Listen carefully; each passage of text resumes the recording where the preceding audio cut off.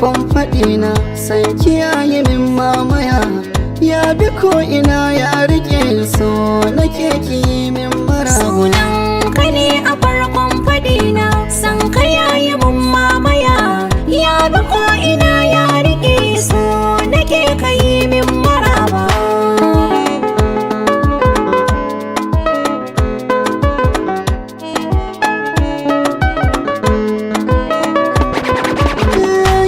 Ke bidar yan gani a kowace safiya lafiya. Daga yawan tunanin ki ne ya sa dubi yanzu na dan wuya. Ba ke ina ne zan saka kaina a cikin gidan duniya. Sannu ba ta hana aje ke nake yi wa magiya.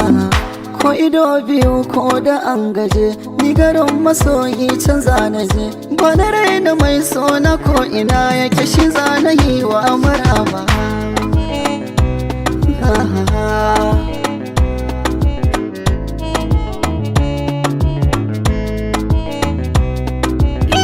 Ka bi ko ina ka rike a sassan jiki na kai mamaya.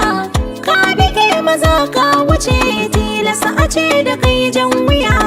Masu magana su suke fada wani bai gwajin ya iya. Masu raina so ba su da kama kai na sa cikin zuciya. Kai kadai a gona na karrama, komai na wagonka na sallama. Ko ina ka kai ni ina faɗin rayuwa da kai ba ni fargaba.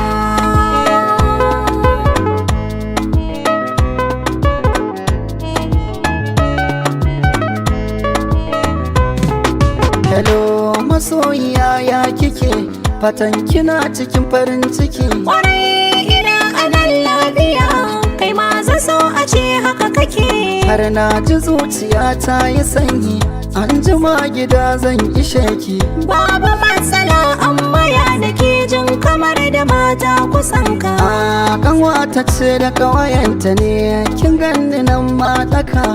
To karka fito sai in sun tafi dan bana bukatar su ganka.